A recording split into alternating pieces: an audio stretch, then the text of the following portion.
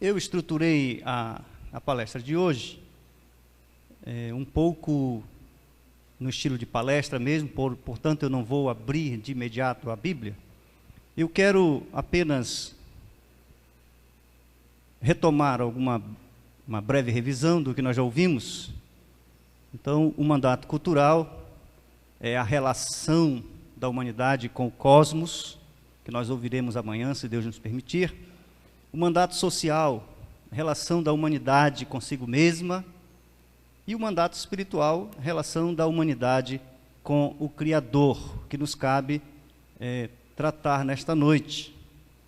E aí, para trazer um entendimento para os irmãos do que vem a ser a posição e a função, eu escolhi que os irmãos pensem um pouco na pessoa do Senhor Jesus, sugerindo que o Cristo tem a posição de ser o cabeça e a função variante de acordo com o tempo histórico. Então, o Cristo encarnado é Deus Filho na função de servo. Ele continua na sua posição, mas a sua função, ela varia historicamente. No exato momento, Cristo exaltado é Deus Filho na função de soberano do universo, aquela que lhe cabe por direito. Então, se nós pensarmos na pessoa do Senhor Jesus, nós vamos fazer sempre uma boa distinção do que vem a ser posição e função. O reverendo Walter falou ontem que a função, ela pode também ser pensada como o papel, aquilo que nós podemos exercer. Em posição somos todos iguais, mas em função somos distintos. Aqui o título da nossa palestra, e nós devemos responder o que é o mandato espiritual e qual a sua base bíblica. E antes de nós abrirmos as Escrituras, eu sistematizei aqui um breve conceito que eu convido os irmãos para irem quebrando o gelo aí, para lermos todos juntos. É a ordenação do Criador em que ele estabelece um dia especial para ser adorado pelas suas criaturas humanas, concedendo a estes tenham comunhão com ele num ambiente litúrgico. Esse é o mandato espiritual. O Senhor Deus, ele estabeleceu um momento especial para ter comunhão com as suas criaturas humanas. É claro que o conceito está um pouco restrito, porque há ainda outros aspectos a ser considerados. Nós podemos pensar no mandato espiritual que ele tem a ver com o ajuntamento solene do povo de Deus.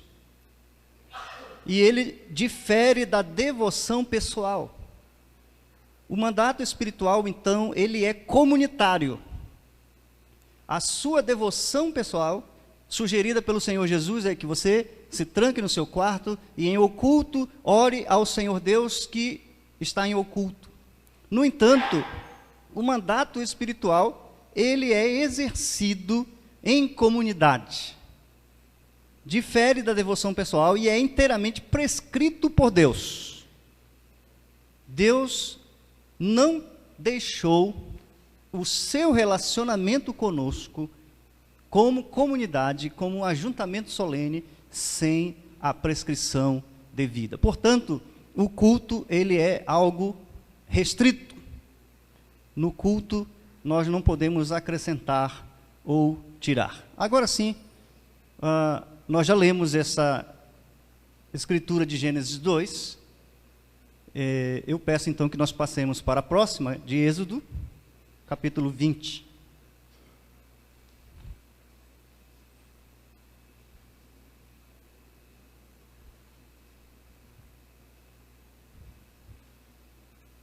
Os irmãos que sabem decorado, com certeza, já estão sabendo que esta escritura de verso 8 a 11 se refere ao mandamento do dia de sábado.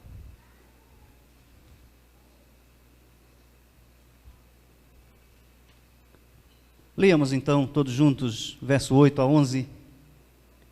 Lembra-te do dia de sábado para o santificar. 6 dias trabalharás e farás toda a tua obra.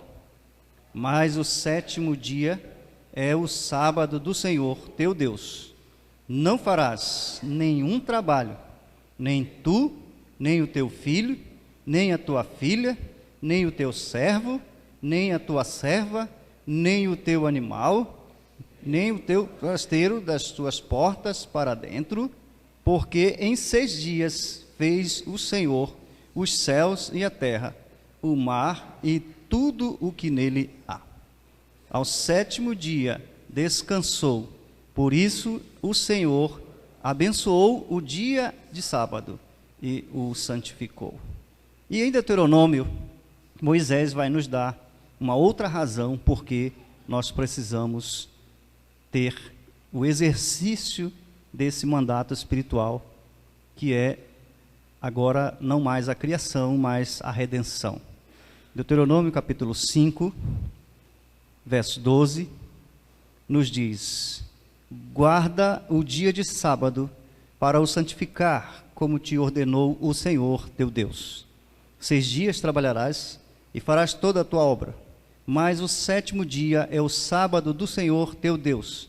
Não farás nenhum trabalho, nem tu, nem o teu filho, nem a tua filha, nem o teu servo, nem a tua serva, nem o teu boi, nem o teu jumento, nem animal algum teu, nem o estrangeiro das tuas portas para dentro, para que o teu servo e a tua serva descansem como tu.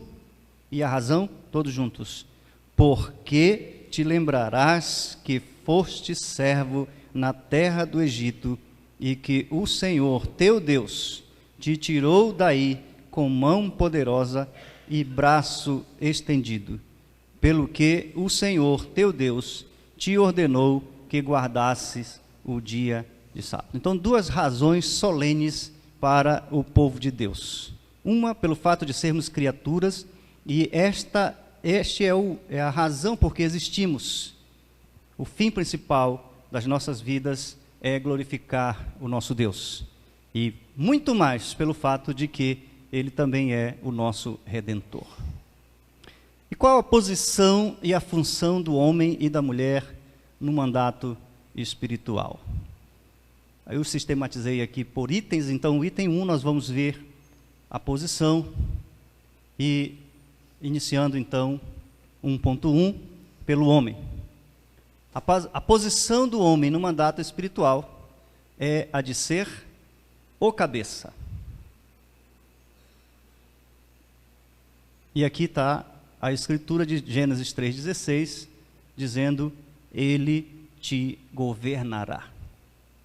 Como nós ouvimos ontem, isto não foi uma escolha do homem, isto não resulta de um arranjo social, isto não resulta da evolução histórica, isso resulta da estrutura que o Senhor Deus estabeleceu para governar o seu mundo, aquilo que Ele criou.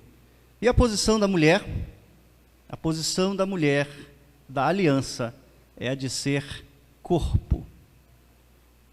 Todo corpo tem um cabeça. O homem tem a função, posição de ser cabeça, e a mulher a posição de ser corpo. Nós vamos entender brevemente o que vem a ser corpo. Gênesis 3:20 nos diz que a mulher, Eva, é a mãe de todos os seres humanos. O Senhor Deus planejava, naquele dia da transgressão, trazer um Salvador ao mundo. Embora aquele dia triste parecesse que nós estávamos perdidos, Deus revelou o seu plano redentivo e escolheu a mulher para trazer o Salvador ao mundo. Isto não é de somenos importância. Esta é a missão mais sublime de toda a criação. As Escrituras dizem que o mundo foi feito por Ele, para Ele e por Ele, e, no entanto, Deus toma esta sublimidade e coloca na dependência de uma mulher. A mulher para quem, o Salvador, para quem todas as coisas existem, ele, no devido tempo, deveria nascer de uma concepção da mulher. Todo o universo criado está debaixo desta condição. Então, queridos, como vimos ontem, não faz nenhum sentido nós imaginarmos que a mulher seja indigna. Isto é coisa de ímpios. O que vem a ser o cabeça?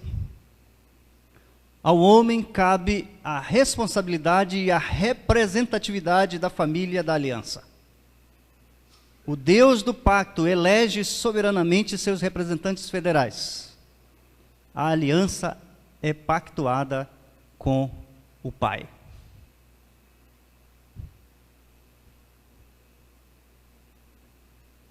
Nós vemos aí, Gênesis 2, 15, 17, onde o mandato de não comer do fruto da árvore, do conhecimento do bem e do mal, com a ameaça de morte. Vemos aí Gênesis 3, 17, o Senhor Deus tomando satisfações com Adão, muito embora quem tivesse transgredido a ordem tinha sido a mulher, mas ele deve responder, porque a aliança é feita com ele. E a Adão disse: visto que atendeste à voz da tua mulher e comeste da árvore que te ordenara não comesses, maldita é a terra por tua causa, em fadigas obterás dela o sustento durante os dias da tua vida. 6:18, mais uma vez, agora já no ministério de Noé, nós encontramos mais uma vez um patriarca, Deus fazendo a sua aliança com o pai da família. Verso 18 nos diz: contigo, porém, estabelecerei a minha aliança. Entrarás na arca, tu e teus filhos, e tua mulher e as mulheres de teus filhos. E finalmente, vejamos capítulo 17, agora já no ministério de Abraão. E diz assim: quando atingiu Abraão a idade de 99 anos, apareceu-lhe o Senhor e disse: eu sou o Deus Todo-Poderoso, anda na minha presença e sê perfeito, farei uma aliança entre mim e ti, multiplicarei extraordinariamente. Prostrou-se a Abraão, rosto em terra, e Deus lhe falou: quanto a mim, será contigo a minha aliança, serás pai de numerosas nações. E, no entanto, nós sabemos que quem teve os filhos foi Sara. Abraão já não será teu nome, e sim Abraão, porque por pai de numerosas nações te constituiu. E Oséias 6:7, que é um dos textos mais controversos que nós temos, alguns tradutores têm procurado modificar o texto, mas nos diz que Adão transgrediu a aliança do Senhor. Essa é a posição da nossa igreja, é a posição da Bíblia que nós adotamos, Almeida Revista e Atualizada, de que ali não se trata da cidade de Adão, como alguns tradutores querem, mas sim de uma referência ao pacto feito entre Deus e o homem.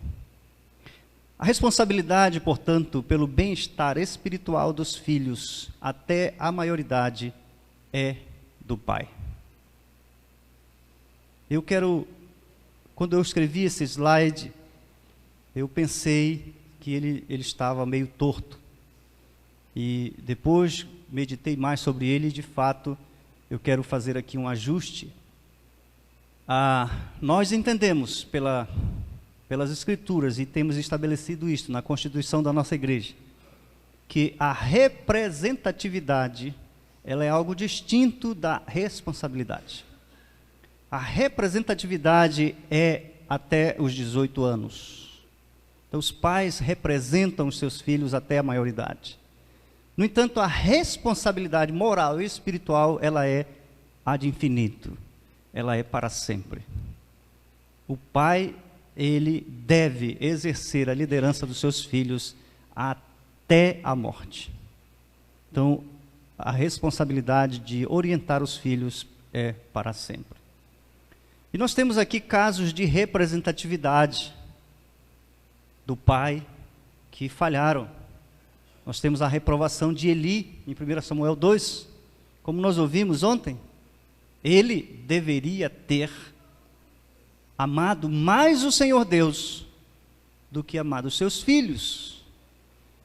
Os seus filhos estavam blasfemando do nome de Deus e estavam tratando como algo vão, algo fútil, algo de somenos importância, o culto prestado a Deus. E eles tinham uma vida de devassidão. Se Eli tivesse amado mais o Senhor do que os seus filhos, ele não apenas repreenderia os seus filhos, mas ele deveria entregá-los ao apedrejamento. Porque os crimes que eles cometeram eram crimes de morte. E ele não o fez, e portanto foi reprovado ele e toda a geração seguinte. E nós temos a morte de Acã, Josué 7. Acã é aquele homem que escondeu da sua tenda aquela capa babilônica, que ele amou muito, gostou muito, quando a ordem dada por Josué era de que nada se trouxesse, porque tudo aquilo era imundo. E aí, ele, sua esposa e seus filhos foram destruídos. A representatividade do pai, portanto, ela é absoluta. E nós temos a reprovação dos presbíteros. Quando eu era mais jovem, eu lia esse texto e eu me rebelava. E eu pensava, como eu posso ter responsabilidade pelo meu filho se ele tem a própria cabeça dele, como se ele tem a própria vontade dele? E quando cheguei à maturidade, percebi que as escrituras estão certas. Leiamos Tito, capítulo 1, verso 6. Os irmãos conhecem profundamente esse texto, com certeza. É um dos textos que nós usamos na comissão de exames de candidatos. Verso 6. Alguém que seja irrepreensível, marido de uma só mulher, que tenha filhos crentes, que não são acusados de dissolução, nem são insubordinados. Então veja, queridos, que o mandato espiritual, quando constitui o homem como representante do lar, e o constitui como cabeça, essa representação, ela é absoluta e totalmente abrangente. Não há nenhum aspecto da nossa vida que fique fora dessa representatividade. A ponto de os nossos filhos serem destruídos conosco. E pelo princípio bíblico de que o maior abençoa o menor, e que o menor não pode amaldiçoar o maior, então todos os meus atos como pai pode afetar a minha geração futura. E a função, a mulher da aliança, cabe a realização das promessas por meio da sua fecundação. O pacto é feito com o cabeça, mas sem a mulher, nenhuma das promessas se teriam cumprido. Aí nós temos Gênesis 1, 28, que nós já lemos. Aliás, lemos o 2, né? Leiamos 1, 28, todos juntos. E Deus os abençoou e lhes disse: sede fecundos, multiplicai-vos, enchei a terra, e sujeitai-a, dominai sobre os peixes do mar, sobre as aves dos céus e sobre todo o animal que rasteja pela terra. A promessa maravilhosa do Messias em Isaías 7,14, e um filho nos nasceu.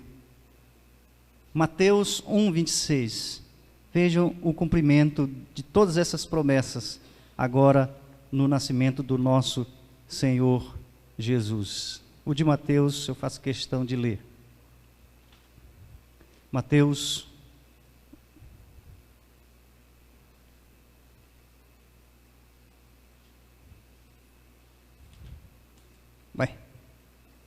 eu anotei errado?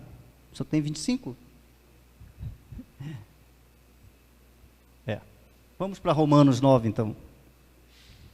Romanos 9.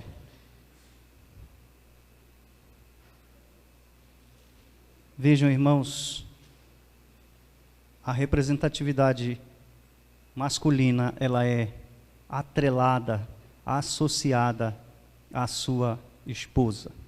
9, verso 9, nos diz: porque a palavra da promessa é esta: por esse tempo virei, e Sara terá um filho. A aliança é pactuada com Abraão, mas ela se realiza na sua esposa Sara. Vejamos agora o que vem a ser a função. A função do homem no mandato espiritual é a de exercer liderança.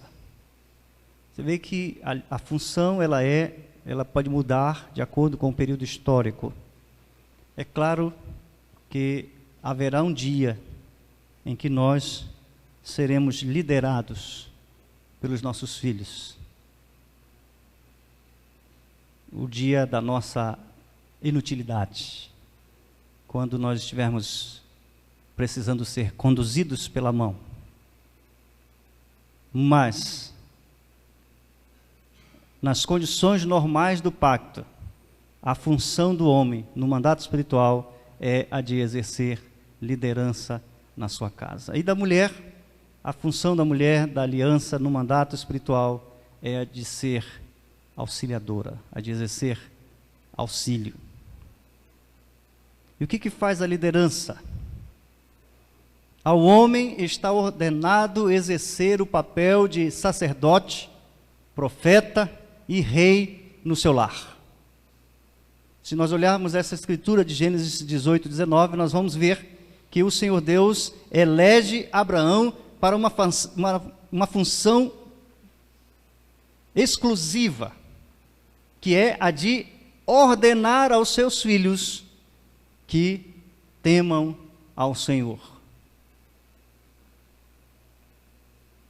O homem dentro do seu lar, ele não apenas tem a dignidade dos 3 ofícios de Cristo, como ele deve exercê-los.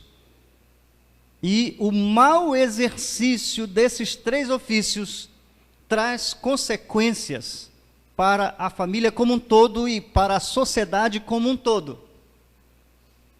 Entendamos um princípio, irmãos. A lei de Deus, ela se cumpre infalivelmente, quer nós creiamos nela, quer nós nos submetamos a ela, quer não. Deus estruturou a realidade em leis. Um exemplo muito claro é a lei da gravidade. Digamos que em algum momento da minha vida eu resolva parar de crer na lei da gravidade. Eu não quero mais obedecer à lei da gravidade. Então eu subo no alto desse prédio e me atiro para baixo. As consequências serão invariáveis. Eu vou me quebrar. Porque a lei de Deus, ela não se modifica por nossas ações. O quebrantamento da lei de Deus traz a consequência infalível.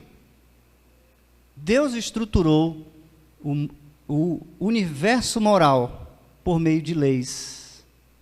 quando o padrão de Deus não é obedecido, as consequências são invariáveis. Vamos pegar um exemplo simples. O Senhor Deus nos diz, em Gênesis 2:25, que o homem deixa a sua mulher, deixa a sua família e se une à sua mulher. Esse é o padrão. Mas a cultura amazônica, eu não sei se os irmãos aqui que têm uma influência mais sulista, mas na Amazônia, no Amazonas, como os amazonenses gostam de ter uma casa grande ou um quintal grande, para que os filhos, eles vão casando e vão permanecendo com os pais. Às vezes eles fazem uma ampliação na casa, porque o pai amazonense, ele gosta naturalmente de ter os seus filhos por perto. Parece digno, parece até bonito, parece agradável. No entanto, é uma quebra do padrão divino. Esse deixar pai e mãe e se unir à sua mulher é mesmo um deixar espacial, é mudar-se para uma outra tenda, é mudar-se para um lugar afastado, porque só assim o casal realmente retoma um novo núcleo familiar. E o que tem acontecido, as experiências que eu tenho tido, é que quando tem duas famílias morando na mesma casa, a família do pai e a família do filho, quem exerce autoridade é o avô. O filho, o neto, que é filho do filho, ele não sabe a quem deve a honra. Ele não consegue identificar qual é a fonte do comando na sua vida. E o que acontece é que quando o filho quer disciplinar o seu próprio filho, o pai se intromete e diz: não faz isso com o menino, não sabe criar filho. E aí o menino, que não é bobo nem nada, vai, percebe esse conflito de autoridade, apronta e corre para quem? Corre para o colinho do vovô. E em pouco tempo, nós temos um marginalzinho dentro de casa. Então, o padrão de Deus, quando ele é quebrado, a consequência é invariável.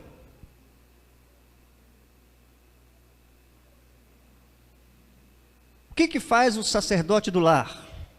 O pai conduz a adoração a Deus no seu lar, intercede pelos seus filhos e lhes representa na aliança enquanto menores de idade. Como profeta, o pai profere a palavra de Deus no seu lar e ensina os oráculos divinos aos seus filhos. Como rei, o pai governa sua esposa e seus filhos, protege-os dos perigos externos e os conduz para a obediência às leis do pacto. 3 ofícios, 3 exercícios, que o objetivo final é trazer a glória de Deus. E a Ezer, a nossa esposa, cabe à mãe, está ordenado a ela auxiliar o marido na sua missão de sacerdote, profeta e rei, e constitui-se a si mesma a sua completude.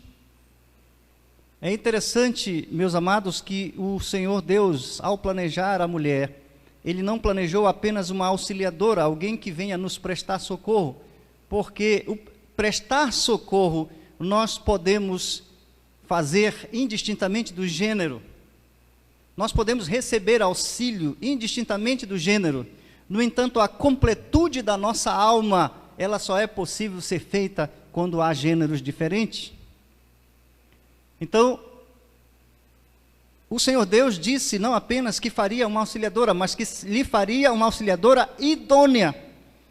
Essa palavra idônea, ela tem o sentido de ser apta, ser capaz de exercer a função para a qual ela foi feita.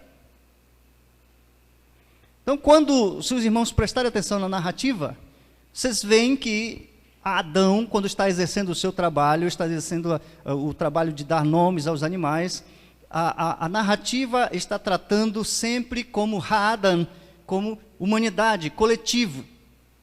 No entanto, quando o Senhor Deus apresenta a mulher a ele, e ele diz aquela poesia linda, esta, afinal, é osso dos meus ossos, carne da minha carne, será chamada varoa, ou seja, será chamada mulher, porque do homem foi tomado.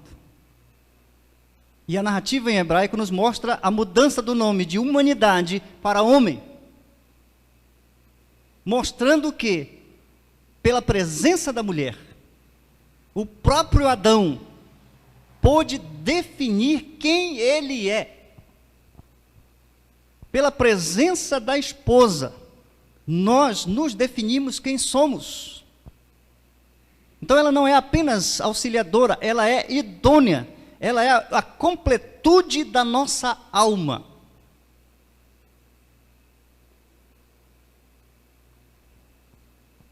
E aí o Senhor Deus, Ele nos deu capacitações para exercer estes ministérios. Para o perfeito exercício das diferentes funções e posições, Deus capacitou a criatura humana com diferentes dons. Ao Pai, Ele concedeu direção, limites e proteção. Isto são capacitações naturais do gênero masculino. Direção que vem a ser o senso de orientação e propósito. Quem diz para onde a família está indo é o homem. Quando o homem não sabe para onde está indo com a sua família, os seus filhos sofrem, a sua esposa sofre e normalmente ela usurpa o governo para que a família tome alguma direção, porque não é possível que uma família não saiba para onde está indo. O homem também é responsável em estabelecer os limites. E limites traz a noção de santidade moral. Cabe ao homem, cabe ao cabeça da casa, dizer o que é lícito e o que não é lícito em casa. E Deus deu ao homem uma estrutura física, molecular, que lhe torna capaz de dar proteção, descanso e segurança à sua família. E as mães? Deus deu a elas vínculos. São as mães que elas são chamadas a erigir relacionamentos afetuosos, a promover integração e autonomia emocional.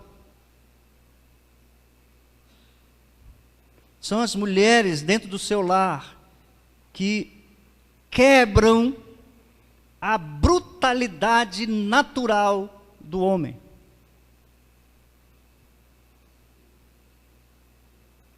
Eu lembro de uma experiência que eu tive. O garotinho estava usando uma baladeira e balando passarinho, e ele acabou acertando um. E quando ele acertou um passarinho, ele saiu correndo direto no pai e disse: pai, eu consegui, acertei um. Aí o pai disse: legal, filho, parabéns. E a mãe: tadinho do bichinho, meu filho, não faça isso.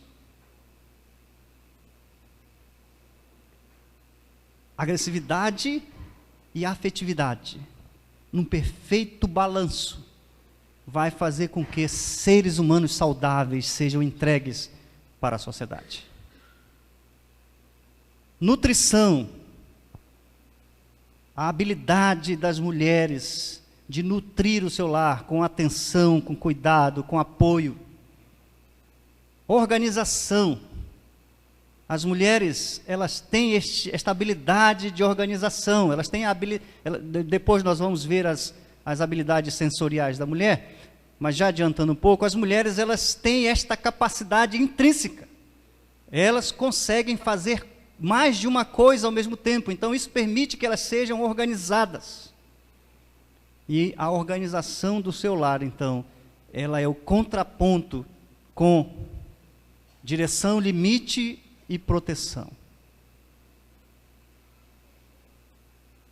Um homem que vive com sua família sem a mãe, ele poderá dar direção, limites e proteção aos seus filhos, mas nunca será capaz de torná-los meigos, afetivos, porque a estabilidade não está nele. Uma mulher que cria a sua família sem a presença do pai, ela poderá dar vínculos, nutrição e organização para os seus filhos, mas ela nunca dará limites, ela nunca dará direção, porque não está nela o poder de fazer isso. Depois nós vamos ver, isso tem consequências. A quebra do padrão de Deus é considerada como quebra de seus estatutos, de modo que as consequências são infalíveis, virão com certeza em maior ou menor grau, dependendo do trato de Deus com cada um.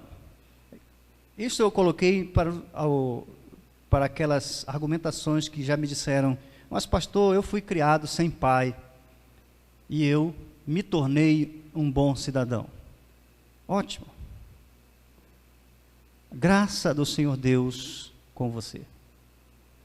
Nós estamos tratando aqui do padrão de Deus, do padrão ideal de Deus. Nenhum de nós, nenhum dos pais aqui presentes, estão exercendo todos esses 3 ofícios a contento. Mas esse é o padrão de Deus. Quando ele é quebrado, as consequências elas são invariáveis. Temos algumas aqui, não trouxe todas.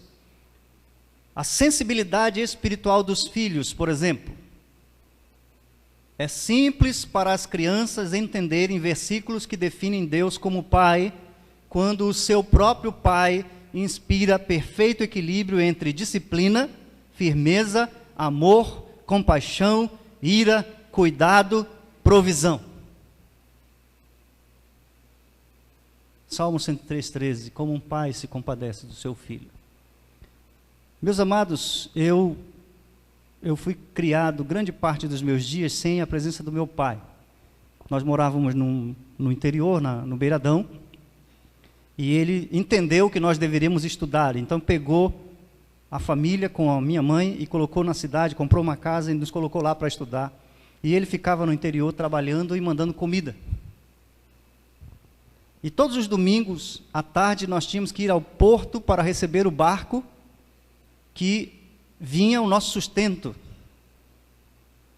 E nós ficávamos na beira do cais, olhando aquele pontinho preto ao longo no rio, e aquele pontinho se aproximava, e de fato era o barco que nós estávamos esperando, e a gente sabia que ali tinha o sustento para nós durante uma semana, mas o momento mais sublime era quando, por entre as pernas das pessoas, porque eu era bem pequenininho, não sou tão grande, né, até hoje, né? Por entre as pernas das pessoas eu conseguia avistar aquele homem que era o meu pai. Aí o meu sorriso ficava de orelha a orelha. Mais importante do que a nutrição que eu teria por mais uma semana era a presença dele, a chegada dele. E eu conversava sobre isso com um amigo e ele dizia, ele trabalhava com o pai, entrando para dentro, bem dentro do rio, para colher madeira. E aí, quando eles retornavam, viajavam a noite toda. E esse meu amigo, ele tinha medo de que o barco saísse da rota e entrasse no mato ou abalroasse alguma coisa. E ele então dormia em sobressaltos. Mas quando ele acordava e via que era o pai dele que estava no comando do barco, então ele dormia sossegado. Porque era o pai. O pai dele estava no comando. Então ele tinha uma noite de sono tranquila. É o pai com esta proteção, com esta firmeza, que estabelece a estrutura emocional do filho para torná-lo um cidadão de bem. Submissão voluntária da esposa. Dificilmente uma mulher não se sente à vontade para se submeter a um marido que cumpre os seus papéis no modelo de Cristo, um amor sacrificial. Eu tenho uma amiga, esposa de um pastor, colega de infância, e ela dizia que nunca ia se submeter a um homem.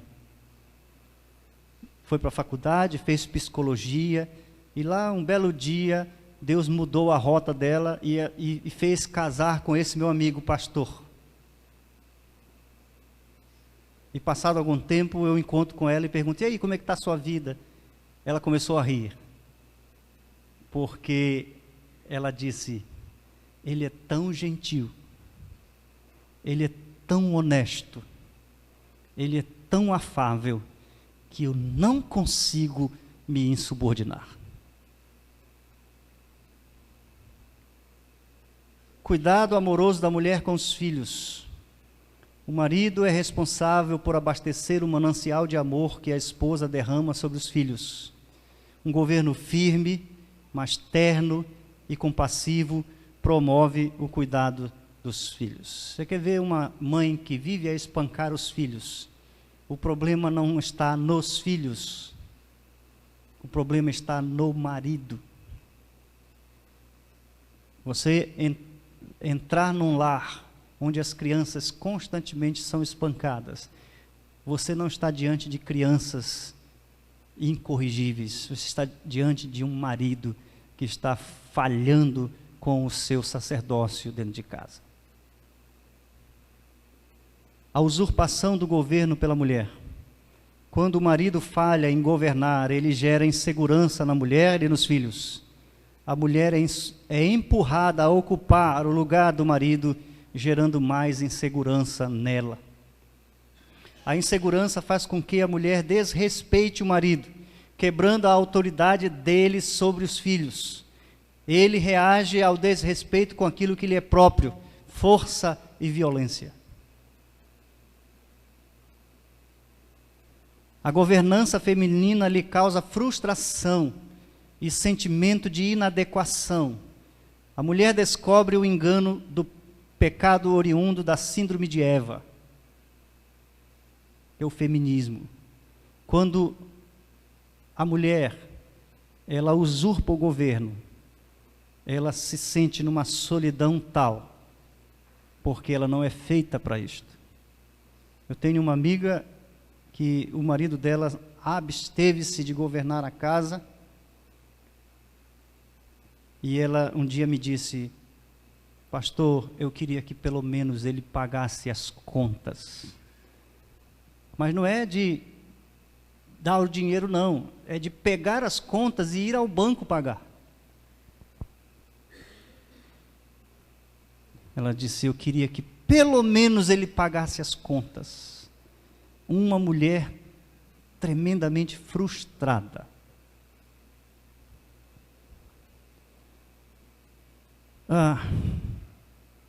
Disfunções psicoemocionais nos filhos. Quando esse padrão de Deus, do homem sacerdote, profeta e rei, e da mãe auxiliadora, quando esse padrão é quebrado, as consequências se refletem nos filhos. O governo falho do pai, seja por abuso de autoridade ou por omissão de liderança, leva a mãe e os filhos à insegurança, depressão, perversões sexuais e perversões sociais diversas. Homossexualismo. O homossexualismo, ele é uma disfunção em termos de vínculos da mãe sem os limites do pai. Resulta da ausência de valores e princípios morais do pai, somado à superproteção da mãe. Quase todos os homossexuais têm uma superidentificação com a mãe e uma carência de pai. Vocês nunca vão encontrar um homossexual que se tornou homossexual porque não gostava da mãe. eles têm ódio do pai, seja masculino ou feminino. O pai falhou em dar os limites devidos. Eu lembro de um pastor amigo meu que ele percebeu que o filho dele estava convivendo muito com a irmãzinha e estava com os trejeitos da irmãzinha. E aí ele separou, passou a estar mais tempo com o menino e falava para o menino: ande como homem, rapaz, ande como homem, ande que nem o papai.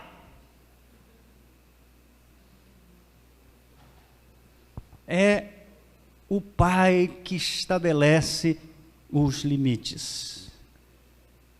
A mamãe, ela é habilitada para dar vínculos. Aí o que acontece? O menino não tem limites do pai e se nutre excessivamente dos afetos da mãe, dos vínculos da mãe. E fica então aquilo que nós chamamos de um menino amamãezado.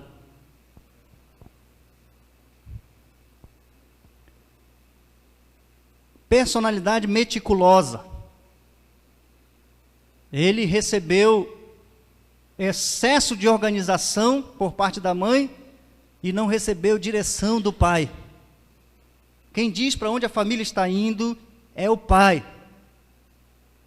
Resulta da ausência de direção e falta de referencial profissional do pai e do ativismo da mãe. Os filhos se tornam gerentes vazios, meticulosos, mas faltos de propósito. É aquele camarada que você entra no quarto dele, tudo tem que estar no exato lugar. Meticuloso. Se você está conversando com ele na mesa onde ele trabalha e você porventura gira o prendedor de papel para uma posição que ele não gosta, ele imediatamente gira novamente para o lugar. Este tipo de pessoa, ele recebeu muito senso de organização da mãe, mas ele se torna um gerente sem propósito, se torna um meticuloso, mas vazio. Essa organização dele não é indicativa de uma direção. Ele é só um chato, um meticuloso. Os meninos aí do seminário não vão começar a examinar os colegas com base nesses princípios não, tá?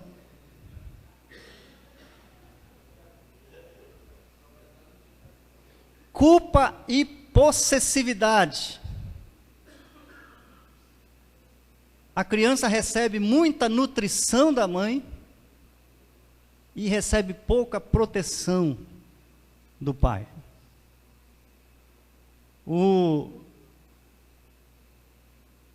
Quando eu era criança, e nessa mudança para a cidade, tinha lá uns garotos que eles me elegeram para ser a bola da vez, né? Eles queriam me dar pancada toda vez que me encontravam. Mas numa dessas vezes, eu estava com meu pai.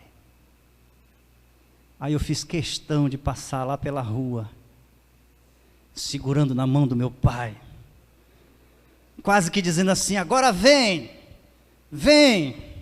Eu estava com meu pai.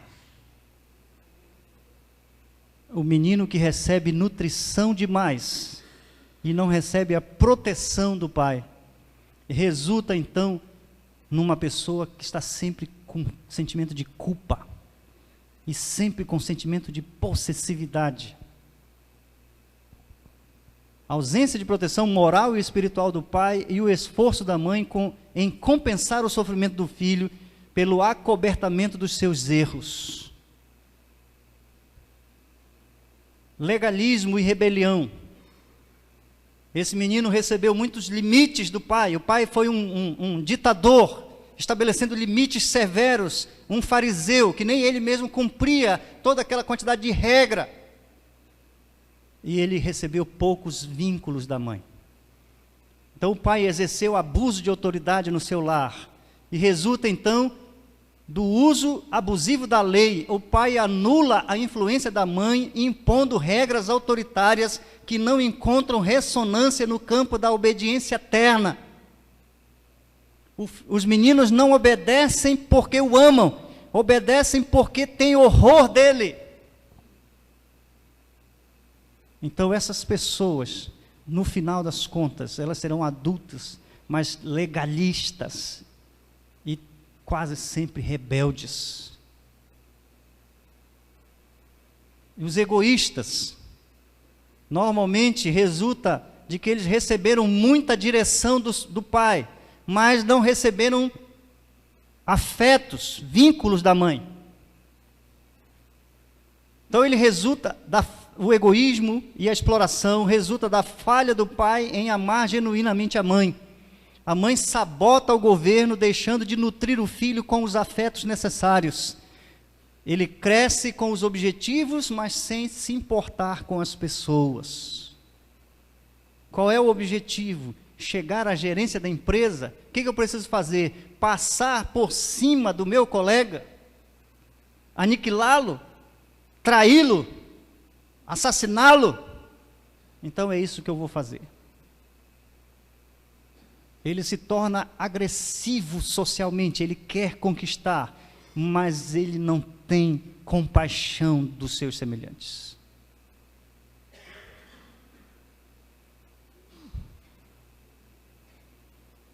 E finalmente, irmãos, a delinquência.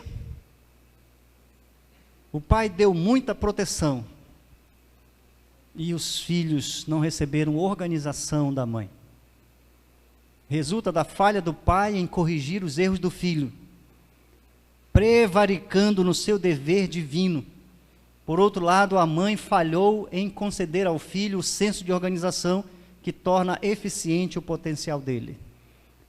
Então, é um delinquente em potencial. Certa vez, eu estava no trabalho e um jovem de 22 anos foi preso. E ele estava lá na cela e logo chegou uma senhora bem distinta, bem vestida, pedindo para falar com ele. Era a mãe. E aí eu fui levar a mãe até a carceragem para que ele falasse com ela. Quando ela se aproximou dele, ele meteu a mão pela grade, segurou na blusa dela e encheu de tapas na cara da mãe, dizendo: eu estou aqui por culpa sua, porque você nunca repreendeu quando eu cometia algum delito. O delinquente, ele resulta da falha da mãe como auxiliadora e do pai como governante do seu lar. Eu não sei quanto tempo nós temos, mas os meus slides nesse primeiro momento terminaram, e aí nós podemos passar para o intervalo, e em seguida a gente retoma com a parte do governo na igreja, ok?